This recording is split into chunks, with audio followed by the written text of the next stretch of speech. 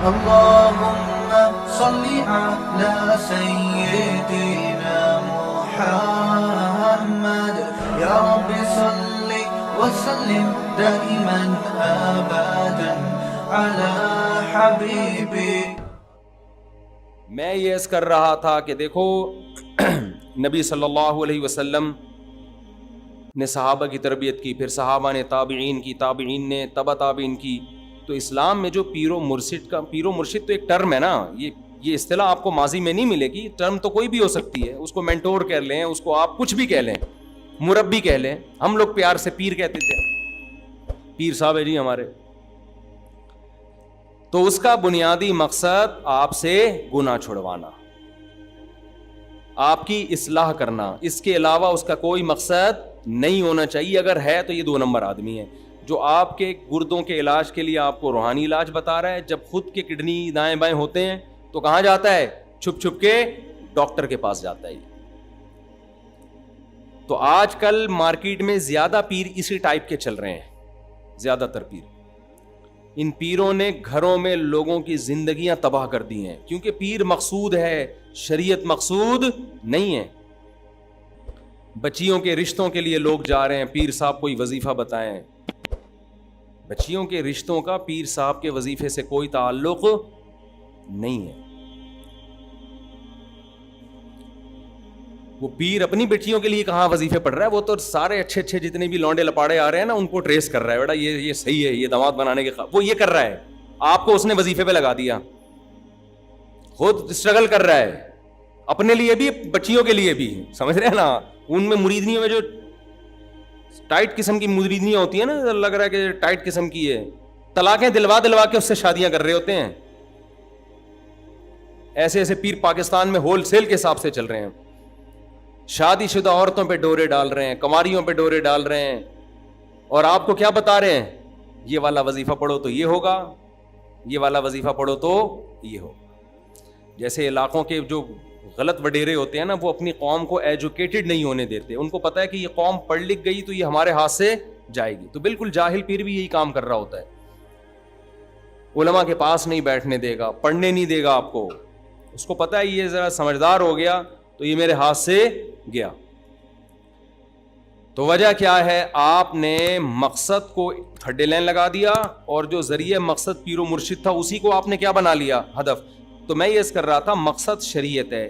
کوئی بھی آپ کے بزرگ کوئی بھی ایسی بات کریں جس میں آپ کو خطرہ ہو کہ پتہ نہیں صحیح ہے کہ نہیں، تو وہ کس سے پوچھیں گے؟ علماء سے. ایک پیر صاحب کا ہمیں پتہ چلا کہ وہ اپنے مریدوں کو ایسا غلام بنا لیتے ہیں کہ بچہ ماں باپ کا نہیں رہتا. شادی بھی پیر صاحب سے پوچھ کے کر رہا ہے، طلاق بھی پیر صاحب سے پوچھ کے دے رہا ہے. میرے پاس کیس آیا، میں نے کہا یار اللہ نے باپ کو ماں کو بنایا ہے، انہوں نے تمہیں پالا پوسا جوان کیا، بہو ان کی آئے گی، پیر کی بہو بن کے تھوڑی آئے گی وہ. تو یہ اپنے ماں باپ کی مرضی کو ترجیح دو، اس میں اپنے پیر کو ترجیح دے رہے ہیں. جی پیر صاحب نے فرمایا پیر اگر واقعی پیر ہوگا، صحیح ہوگا، تو وہ آپ کو آپ کے والدین کے خلاف چلنے ہی نہیں دے گا. وہ کہے گا بھائی تم تو اللہ کا دین سیکھنے کے لیے، تو دین تو یہ کہتا ہے کس کو ترجیح دو؟ اپنے ماں باپ کو ترجیح دو.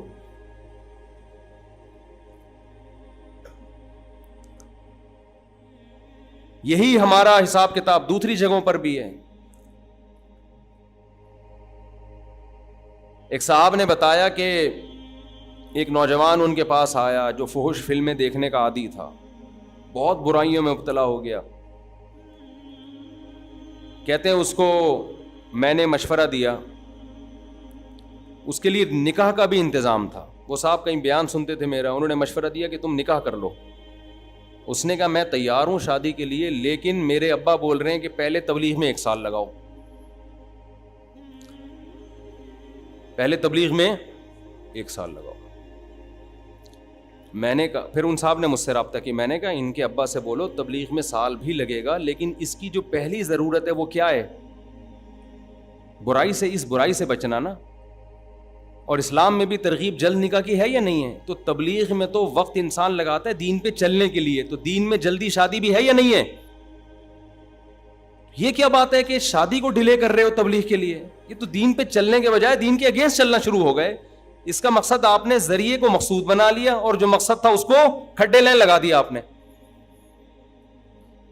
انہوں نے کہا نہیں, جب سال لگائے گا تو برائی سے بچا رہے گا, اور جب بچا رہے گا تو بہت نیک بنے گا, شادی کے بعد پتہ نہیں ٹائم ملے یا نہ ملے. میں نے ان سے کہا سال میں یہ بچا رہے یہ بھی بہت مشکل ہے. بھوک کا علاج اللہ نے روٹی میں رکھا ہے, پیٹ بھرنے میں رکھا ہے. تبلیغ میں, خانقاہ میں یا مدرسے میں بولو نہیں رکھ. آپ کو بھوک لگ رہی ہے, آپ کو مفتی صاحب کا آج بیان سنتے ہیں بھوک برداشت کرنے پر, تو کیا بھوک ختم ہو جائے گی اس سے؟ آپ کو پراٹھا کھانا پڑے گا, کیونکہ جو بیان کر رہا ہے نا وہ خود 2 پراٹھے کھا کے بیٹھا ہوتا ہے. اس کو بھی پتا ہے یار میں بیان نہیں کر سکوں گا اگر میں بھوکا ہوں گا. تو میں نے کہا یہ کمبخت تبلیغ کا ماحول خراب کرے گا جا کے, کیونکہ فلمیں دیکھنے کا عادی ہے, 2 دن نہیں دیکھے گا, 3 دن, 1 مہینے کے بعد یہ ٹھرکی ہو جائے گا, اس کا دماغ پھٹنے لگے گا. اس کا کوئی کچھ بھروسہ نہیں ہے کیا کر دے وہاں جا کے, یہ ان کو بھی بدنام کرے گا. میں نے کہا اس کی شادی وادی کرا دو, 6-7 مہینے کے بعد کہاں جاؤ, پھر جاؤ, تب جاؤ ضرور, وہ بھی ضروری ہے, کیونکہ صرف اتنا کافی نہیں ہوتا کہ حلال انتظام ہو جائے. جب ایک دفعہ گناہ کی عادت پڑتی ہے تو حلال پہ قناعت نہیں ہوتی, پھر اس کو موٹیویشن کی اور روحانی قوت بڑھانے کی بھی ضرورت ہوتی ہے. تو میں نے کہا پھر بیگم کو بھی لے کے جاؤ, اس کو بولو دونوں جاؤ, دونوں انسان کے بچے بنو گے. میں نے کہا اگر ابھی اس نے نہیں کیا نکاح تو اس کا بھی نقصان ہے اور اس لڑکی کا بھی تو نقصان ہے نا جس سے یہ نکاح کرتا, اس کو کہاں بھیجو گے؟ مرد اگر نکاح کرنا چھوڑیں گے تو صرف مرد کا نقصان تھوڑی, ان لڑکیوں کا بھی تو بیڑا غرق ہو رہا ہے نا جن سے یہ نکاح کرتے, ان کو بھی پھر سال کے لیے بھیجو.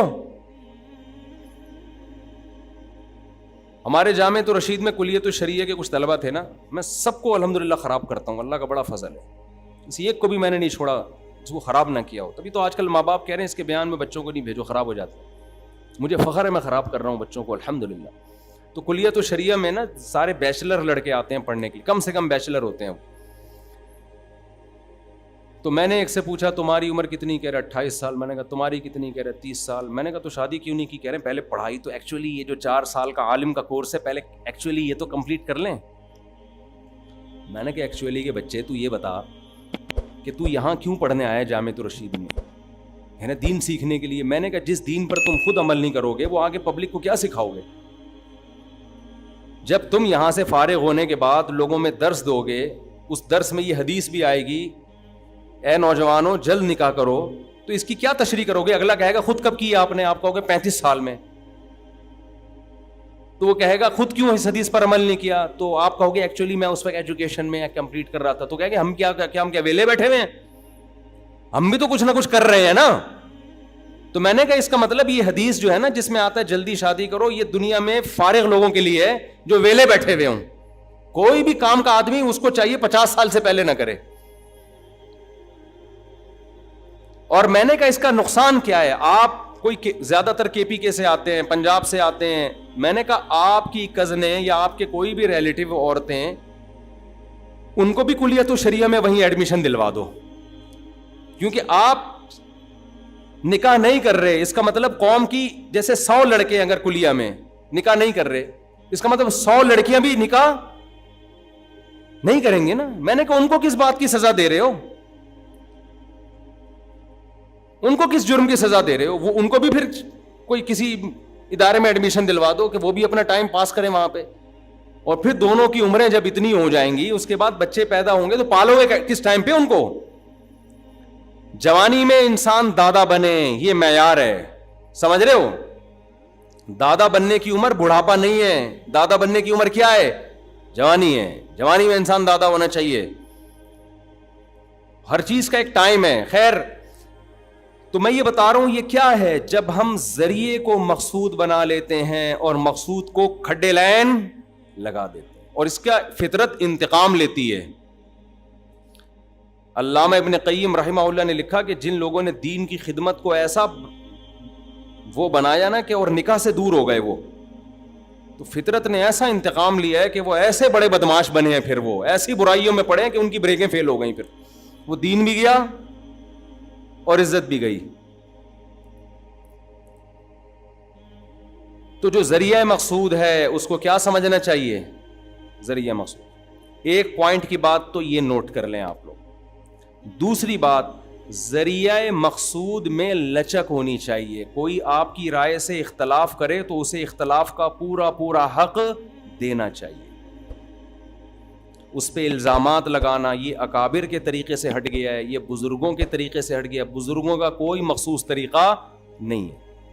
کوئی بھی طریقہ جو مقصد تک پہنچائے آپ کو وہی بزرگوں کا طریقہ ہے بس.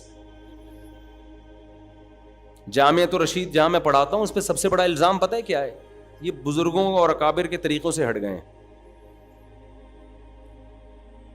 جامعۃ الرشید نے دین دنیا دونوں تعلیمات ساتھ کر دیں. اس پہ پہلا الزام لگا یہ بزرگوں کے طریقوں سے، بولو نا، ہٹ گئے.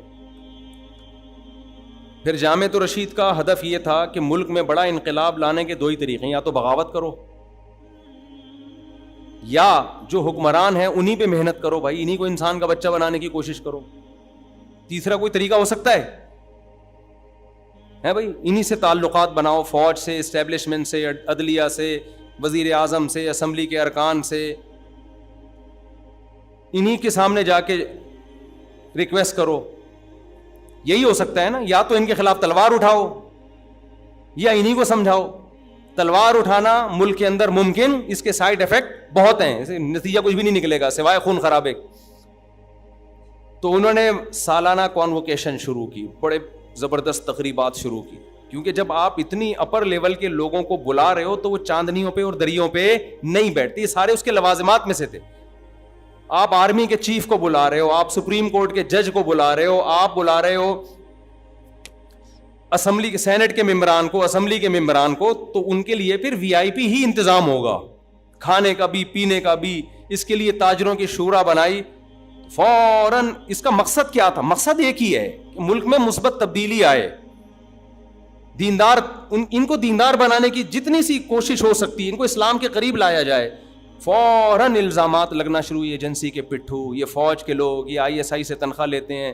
یہ ایک نے تو یہاں تک کا، ایک مولانا صاحب نے، کہ جامعہ کے جو محتمم ہے فوج میں ان کا یہ والا رینک ہے، فوج میں نا یہ والا گریڈ ہے ان کا، وہ شلوار قمیض میں آرمی کا بندہ ہے. میں نے کہا میں 29 سال سے ان کے ساتھ ہوں، 29 سال کم عرصہ نہیں ہوتا. میں نے کہا خدا کی قسم آپ جھوٹ بول رہے ہو، اللہ کی قسم جھوٹ بول رہے ہو آپ. میں 29 سال سے جس کے ساتھ چپک کے رہا ہوں اس کو نہیں پتا، اور آپ کو پتا ہے. وجہ کیا ہے؟ ہم کہتے ہیں ذریعہ بھی وہی اختیار کرو جو ہمارے باپ دادا کا تھا، اسی کو پکڑ کے رکھو. اگر ذرا سا ہٹے تو آپ پہلے تو اہل سنت والجماعت سے خارج، دیوبندیت سے خارج، اس کے بعد پھر جا کے کیا ہوگا؟ آپ پھر اسٹیبلشمنٹ کے بندے، پھر فوج کے بندے، پھر یعنی جیسے جیسے آپ کا بتایا ہوا طریقہ ہے نا، اس سے ہٹنے کی آپ کو اجازت نہیں ہے. یہ الزامات پہلے تبلیغی جماعت والوں پہ لگتے تھے کہ پتہ نہیں کوئی نیا فرقہ بنا لیا ان لوگوں نے. حضرت مولانا الیاس رحمۃ اللہ علیہ نے جب دیکھا کہ بھائی وہ جو پرانا روایتی طریقہ ہے نا دینی مدرسوں خانقاہوں کا، وہ اب مارکیٹ میں چلنے والا نہیں ہے، وہ قوم کو اپنی طرف مائل نہیں کر رہا.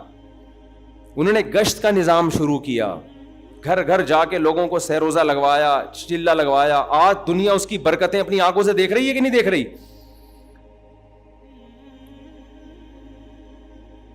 تو جامعۃ الرشید کا بھی ایک ہدف ہے کہ بھائی جو روایتی طریقہ ہمارا چل رہا ہے وہ بھی ضروری ہے. تبلیغ جماعت والوں نے مدرسے بند تھوڑی کیے، انہوں نے کہا ان کی اپنی ضرورت ہے، یہ کافی نہیں ہے. جامعۃ الرشید کا بھی ایک موٹیو تھا کہ جو دینی مدرسے ہمارے چل رہے ہیں یہ قوم کے لیے ضروری ہے مگر کافی نہیں ہے. یہ اتنا کافی نہیں ہے. ہوتا تو اب تک انقلاب آ چکا نہیں ہوتا کیا؟ تھوڑا سا اس سے ہٹ کے بھی ہمیں کام کرنا پڑے گا. اب وہ ہٹ کے کام کیا تھا کہ بھائی جیسے ہم بات کرتے ہیں کہ اسکولوں کے اندر دینی تعلیم بھی ہونی چاہیے، تو ایسے ہی ہمیں مدرسے کے اندر دنیاوی تعلیم بھی رکھنی ہے. اس کے بغیر عالم معاشرے میں اس طرح سے سروائیو نہیں کر سکتا جیسے کہ اس کو کرنا چاہیے. اور اس کی برکتیں ہم نے اپنی آنکھوں سے دیکھی. میرے شاگردوں میں کمیشن آفیسر فوج میں بھرتی ہوئے عالم، تو ہمارے لیے فخر کی بات ہے یا نہیں ہے؟ تو یہ فوج لبرلزم کی طرف جائے گی یا مذہب کی طرف جائے گی؟ کسی فوج میں، فورسز میں مفتی طارق مسعود جیسے فنڈامنٹلسٹ مولوی جو 4 شادیوں پہ بیان کرتا ہے، آپ کو پتا ہے جتنا بھی لبرل ہوگا نا، سب سے اس کی بڑی علامت کیا ہے؟ وہ شادی کا قائل نہیں ہوگا. جتنا لبرل پنا آپ میں کوٹ کے بھرا ہوا ہوگا نا، اتنا ہی آپ شادیوں سے دور ہوں گے. تو جو 4 کی بات کر رہا ہے، اس کا مطلب وہ تو بنیاد پرستی کی انتہا کو پہنچا ہوا ہے، جو زیادہ بچوں کی بات کر رہا ہے. تو میرے جیسا فنڈامنٹلسٹ بنیاد پرست، اس کے شاگرد فوج میں کمیشن آفیسر ہو، تو سوچ لو فوج میں کتنا مذہبی رجحان پیدا ہوگا. مفتی طارق مسعود صاحب کے بیانات سننے کے لیے youtube.com/مفتی طارق مسعود کو سبسکرائب کریں، اور اگر آپ لائیو ویڈیو کو کبھی بھی مس نہیں کرنا چاہتے ہیں تو سبسکرائب کرنے کے بعد بیل آئیکن پہ کلک کرنا مت بھولیں. جزاک اللہ.